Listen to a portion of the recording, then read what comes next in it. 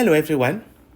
In this chapter of human genetics, we are going to dive into immunity and how immunity is associated with genetics, right?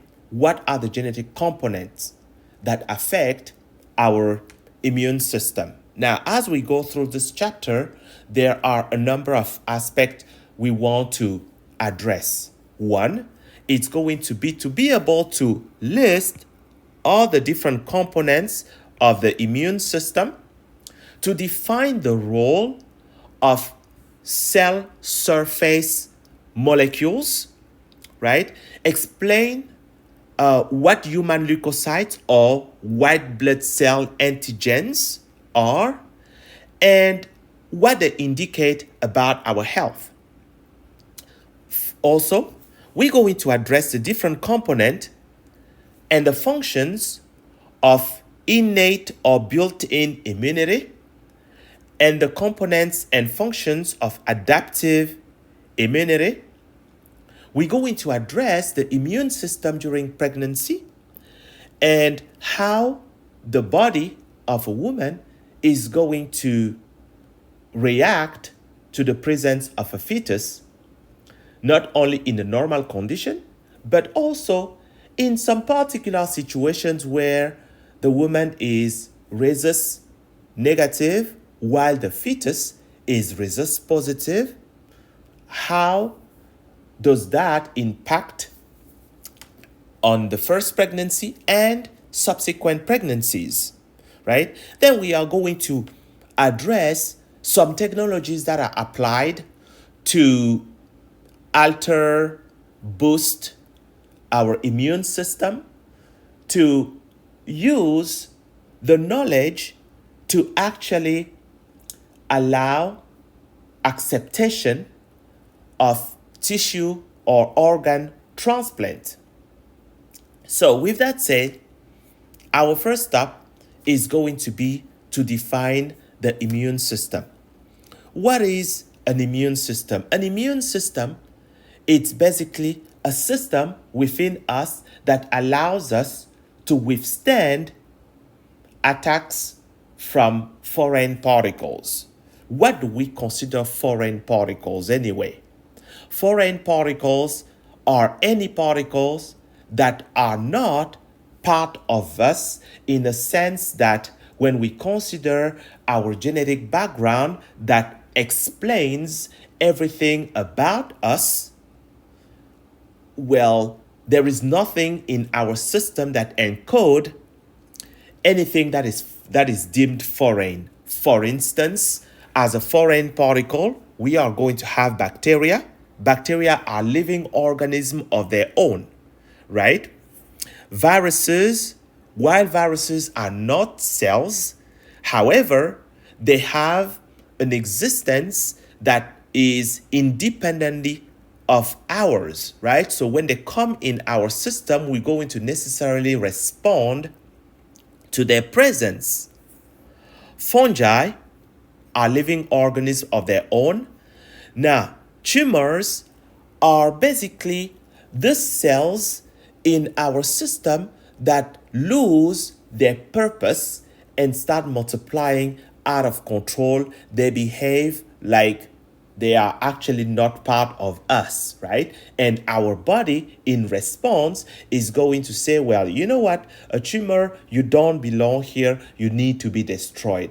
And finally, as foreign particle, we are going to consider all the transplanted cells that come from other places compared to our own body.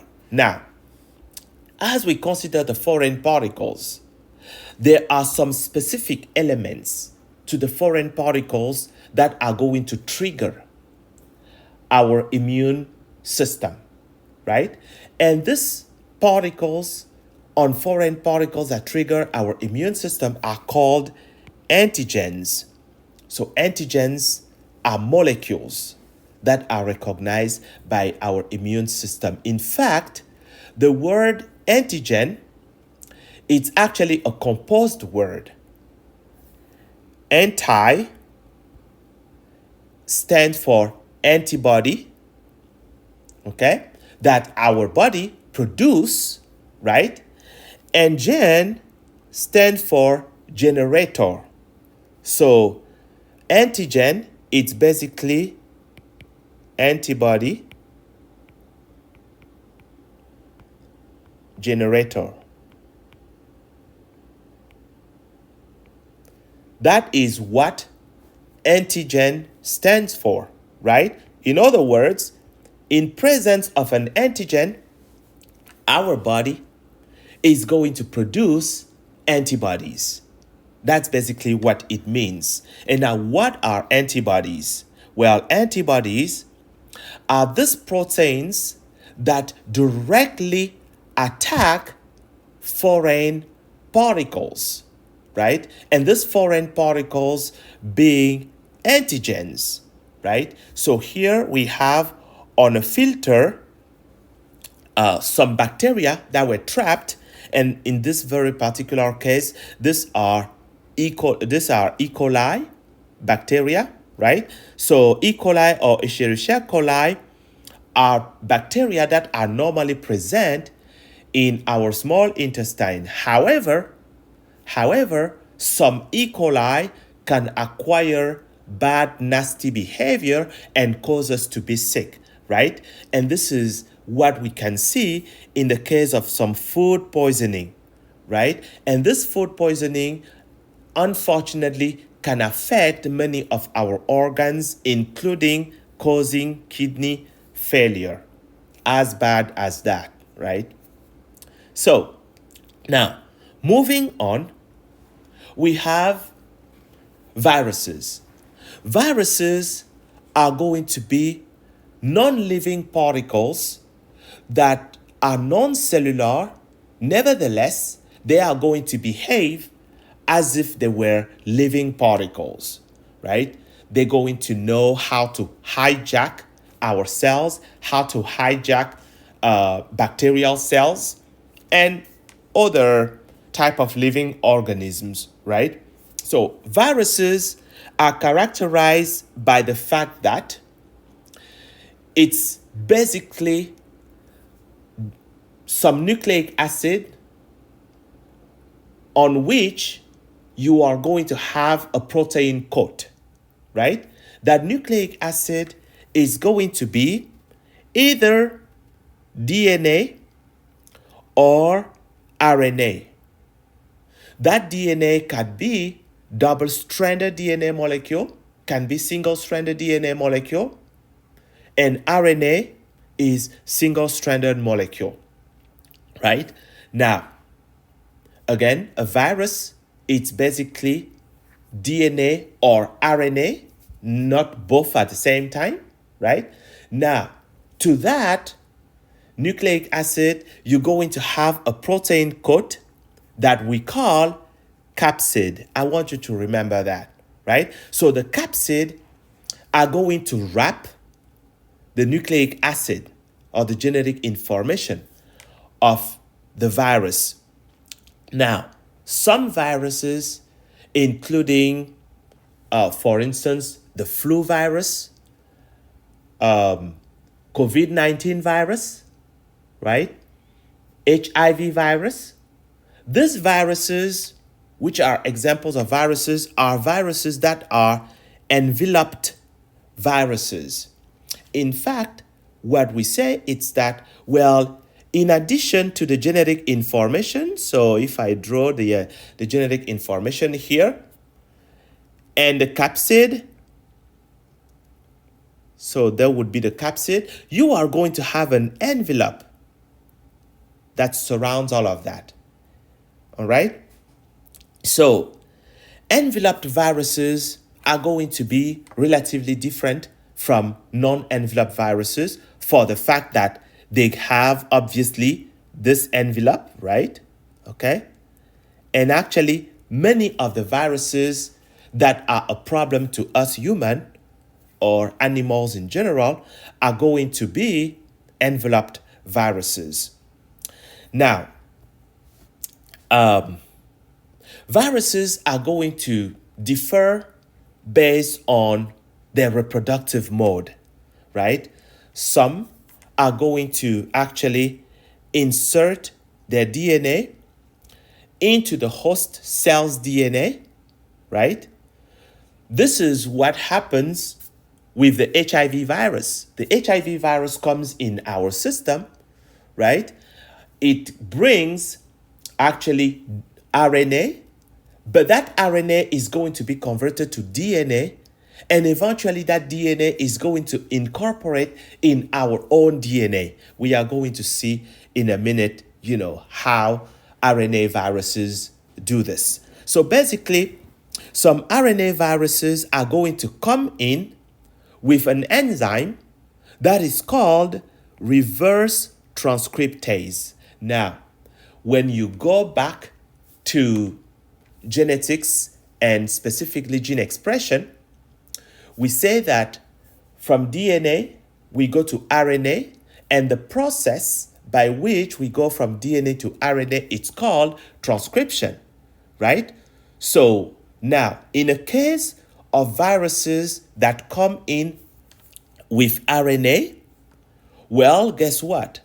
For their genetic information to be amplified and multiplied, what needs to happen is that their RNA has to first of all be converted into DNA. So that's a reverse process, right? Transcription is going from DNA to RNA. Reverse transcription is going from RNA to DNA. So these viruses come in with an enzyme that is called reverse transcriptase. That is the case for the HIV virus. It is also the case for COVID-19, the coronavirus, right? To only mention these two. So, SARS-CoV-2, which is COVID-19, is going to be able to infect our cells by inserting its genetic information in our cells, and that genetic information that is in the form of RNA, that RNA is going to be converted into proteins, and subsequently, in addition to that, this RNA is also going to be converted into DNA, and that DNA is going to be copied into multiple copies and is going to cause this virus to thrive that way. Now, beside coming with reverse transcriptase, everything else, the need for replication, transcription, and translation, all of that, it's by hijacking our cells. All right, so you have different viruses are going to infect different types of organisms, right? For instance, viruses that know how to infect pigs may not know how to infect human or goats, and vice versa, right? Influenza, which is the flu virus, is an RNA virus.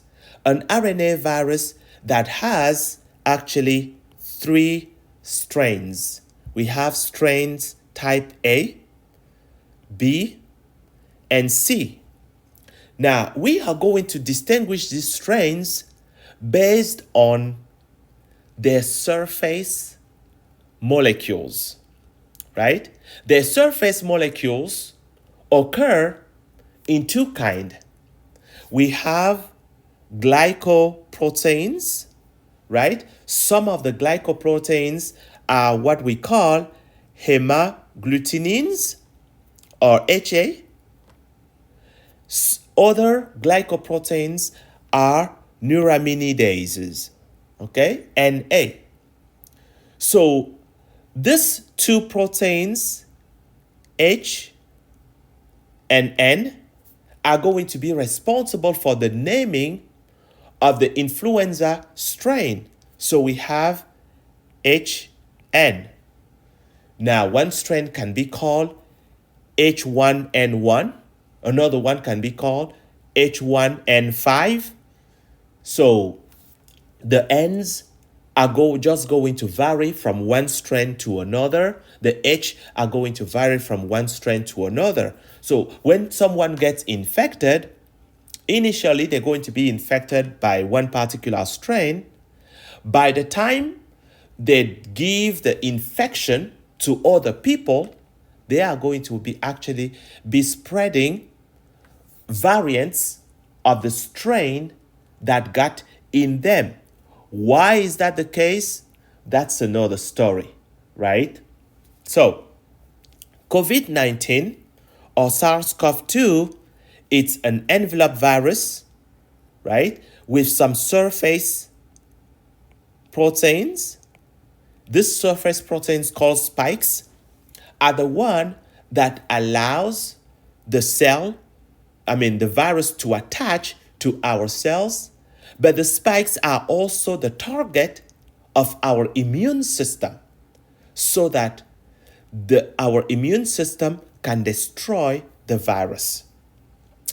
All right, so let's switch our attention to the surface molecules in cells that are found in humans, such as blood cells.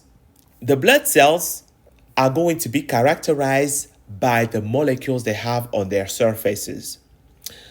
These molecules, when they are not part of us, they are called antigens. Now, because you have different types of blood types, if I have a particular blood type, right, the surface markers on my blood type that are different from another individual are going to constitute actually antigens for that other individual, right? While the surface markers on the blood cell of another person that is not the same as mine are going to constitute antigens for my body, right? So that is the very reason why we cannot just pass blood around. We have to make sure that we check, okay, well, is this blood compatible with this other blood? Because we don't want different antigens, right, to be coming together in the body so that, the body is basically going to fight the blood type that we just received. Anyway, let me close that parenthesis. Let me say that among the humans, we have about 36 major blood types. Yes, it's not just A, B, O, and AB. No, we have more than that, right? The most known, though, are A, B, AB, and O. These are the most commonly known. But we know that when it comes to blood transfusions these days, we have to pay attention to much more than that, right?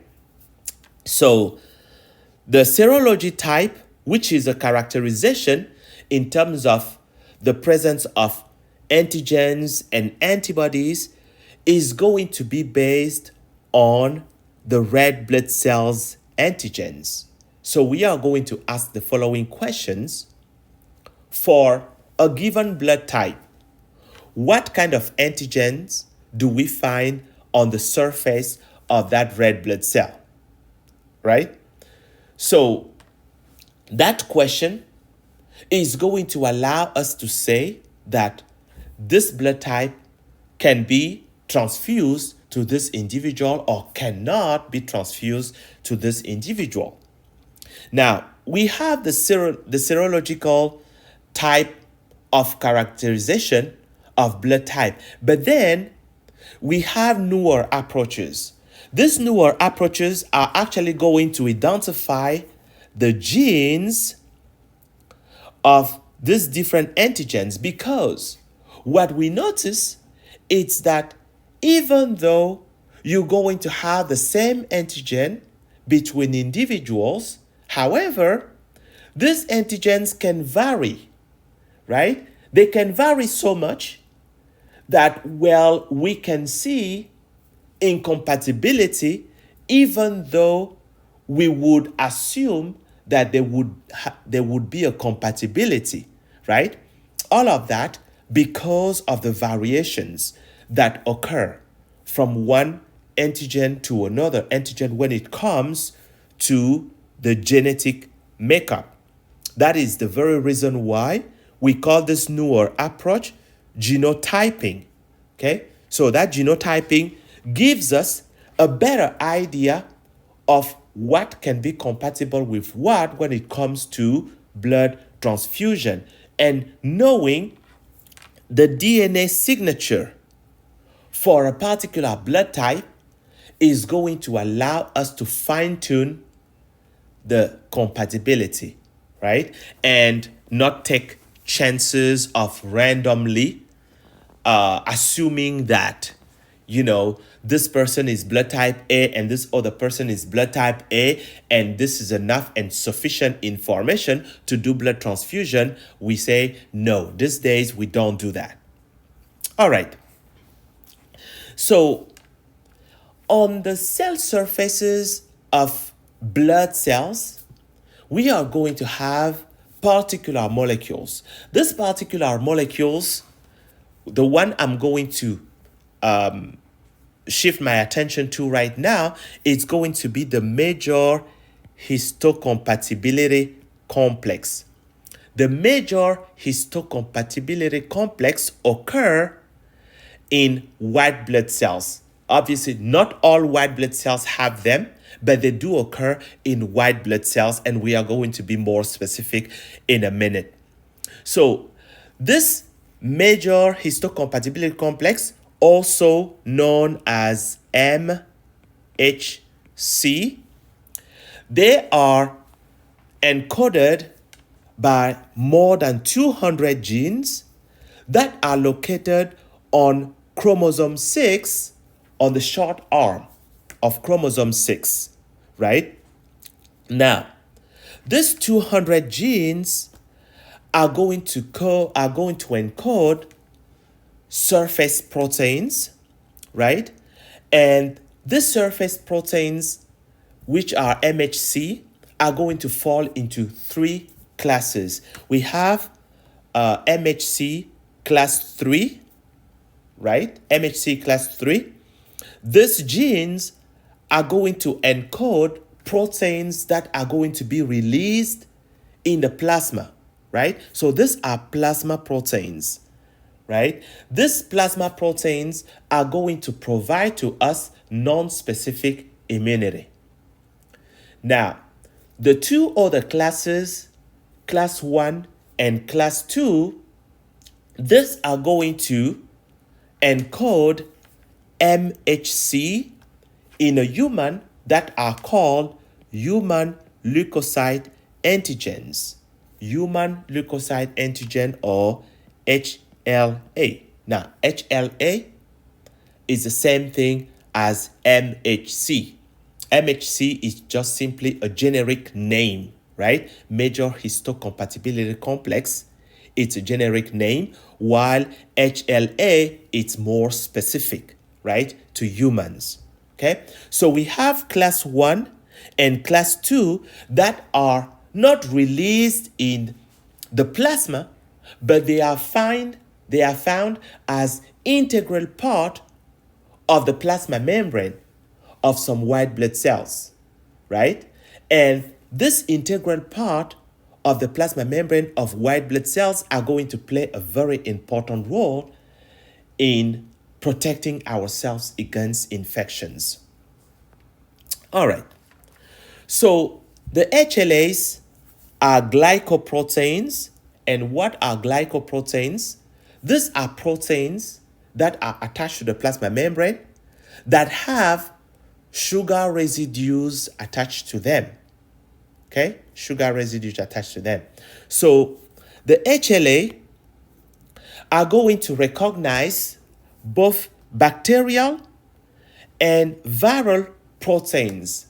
In other words, when you have a white blood cell with an HLA surface marker, that surface marker is going to recognize bacterial proteins or viral proteins. All right. So the HLA are going to play a very important role in antigen processing. What do we mean by antigen processing? Well, recognition is not the end of immune response. No, it's actually the beginning of an immune response. You are going to understand why when we develop some more. So, class 1 MHC or class 1 HLA is found on all cell types, white blood cell types, right? Class 2 is found on antigen presenting cells. Now, there are some very specific white blood cells which job is to engulf foreign particles, cut these foreign particles into pieces, and eventually exhibit or show the fragments of this foreign particle on the surface. And the MHC class 2 are the one that are going to present that antigen. When this antigen is presented by this MHC class 2, this is when actually the complex is recognized as there is an antigen around, we need to destroy the antigen or the cell, whatever the body decides to do from there. All right. So, antigen presenting cells occur in different kind in our immune system. We are going to have macrophages, which job is to engulf foreign particles, destroy these foreign particles because they have a bunch of lysosomes, and the lysosomes have those digestive enzymes. And once this enzyme do the digestion, then the antigens are going to be presented on the surface, right? Then other type of antigen presenting cells are B cells or B lymphocytes. These are some type of white blood cells. Also, we're going to have some T cells or T lymphocytes. And finally, but not least, we are going to have dendritic cells that are found where the body is going to be in contact with the environment. For instance, the skin, the lining of respiratory airways, the digestive tract, and other places in the body. So antigen presenting cells are the cells that are going to be able to present antigens so that our immune system can neutralize the cell that carries the antigen. All right, so here we have a typical antigen presenting cell, a macrophage here. So what happens exactly as this macrophage grabs a foreign particle? So let's start with the MHC right here. So the MHC are going to be the surface markers or surface proteins that are able to tell the difference between self and non-self, right? So the MHC know to tell the difference between self and non-self. Now, a macrophage is going to engulf a foreign particle, and this very instance, a bacterium. That bacterium has on its surface some antigens, right? This bacterium is engulfed, brought in. The antigens from the bacterium, after breaking down the bacterium, the antigen is going to be presented on the surface right here by the MHC. Okay? So upon that presentation, well, you have T cells, in this very case, helper T cells, are going to recognize this very complex right here so that they are going to form something like this, right? Now, as the helper T cell recognizes the major histocompatibility complex associated with the antigen, this is when these two, the helper T cell and the macrophage, are going to come close to each other. And at that point, a decision is going to be made to maybe destroy this macrophage, right? And this is going to allow a neutralization of this whole particle, right, that were brought in. Okay, so here we have a micrograph of a macrophage to which a lymphocyte is attached. And that lymphocyte is going to be attached because there is necessarily a recognition of the major histocompatibility complex with an antigen. All right. So now HLAs are going to be very diverse among the human population and in us, right? So HLA types are going to be based on 6 major HLA genes. Now, this 6 LA genes are going to have multiple different alleles, right? Which is going to cause actually among the HLA to have a huge genetic diversity.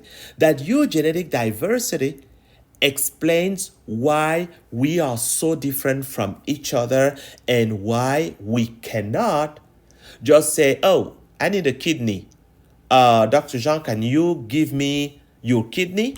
Well, we cannot just do that, right? We cannot do that because there is a huge genetic diversity among individuals. However, in spite of that diversity, we still have a level of compatibility among people, right? It is estimated that about 1 out of 10,000 unrelated people are going to share HLAs. Now, what is even interesting is that you may not share HLAs type with someone in your family and share HLA type with someone across the globe, right? So that speaks to the unity in the humankind, in the human species, right? And not just assume that, well, because we come from different continent or different ethnic backgrounds, we definitely going to be incompatible when it comes to organ donation, right? We cannot just assume that. With that being said, though, when it comes to organ donation and tissue transplant success is based on a number of factors. You need at least 4 matching HLA genes in order for compatibility to be effective.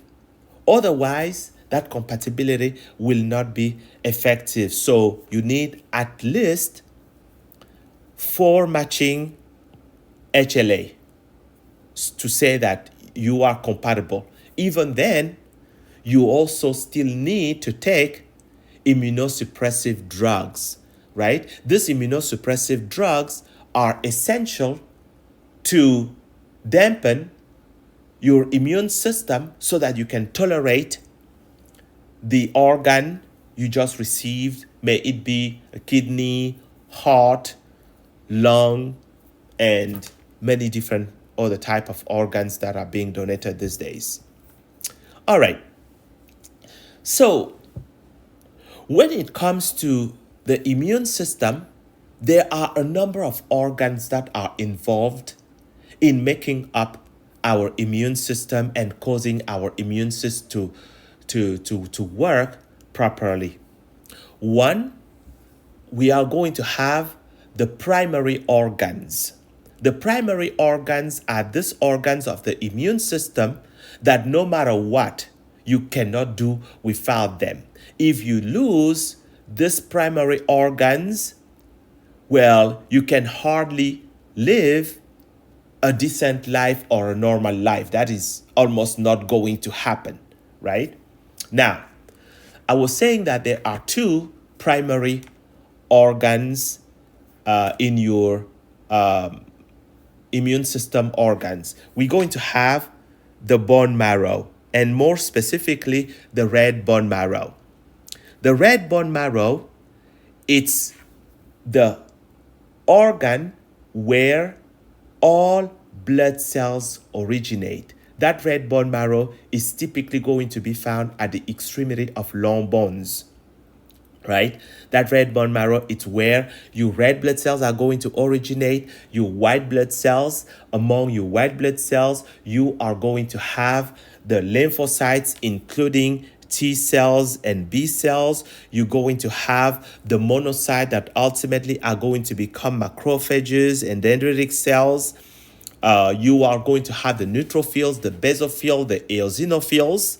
They are all going to originate in the bone marrow.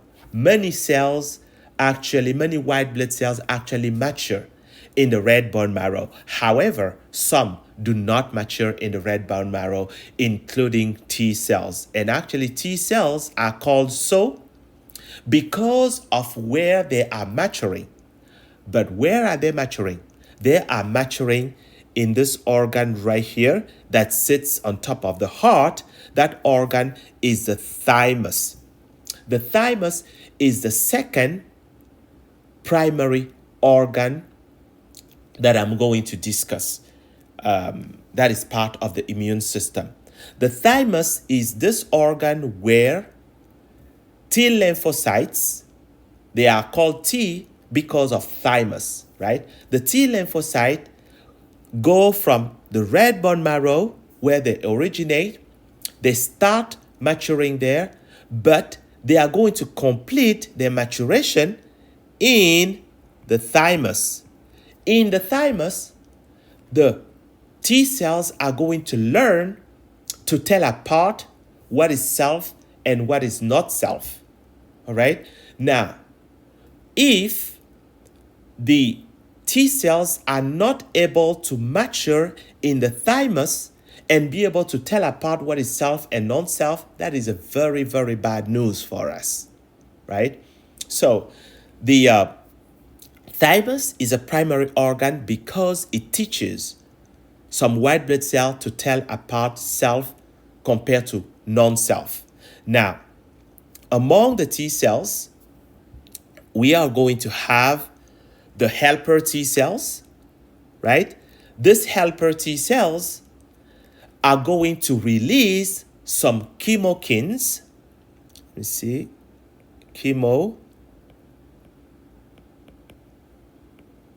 They are going to release some chemokines.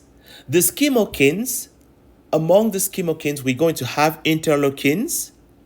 Okay? These interleukins are going to act on other white blood cells. I'm going to discuss that in a minute. Beside helper T cells that mature in the thymus, you are also going to have cytotoxic T cells. These cytotoxic T cells are responsible for a part of adaptive immunity that we call cell-mediated immunity. In a cell-mediated immunity, the whole cell is going to be used to attack a foreign particle. Actually, not just a foreign particle, an infected cell of ours, right? So say a macrophage grabs a virus or grabs a bacterium. That macrophage, at the end of the day, even after chopping the bacterium, will need to be destroyed at some point, right? The cytotoxic T cells are the one that know how to do this. How about cancer cells? Cancer cells need to be destroyed. What is destroying these cancer cells? The cytotoxic T cells are the one that are doing this. So now we talked about this cytotoxic T cells and the helper T cells. Now, I was saying that the helper T cells release some chemokines, right? Among the chemokines, we're going to have the interleukins, we're going to have the cytokines, cytokines. I think that's how you spell them, right? And these cytokines and the interleukins are going to target B cells.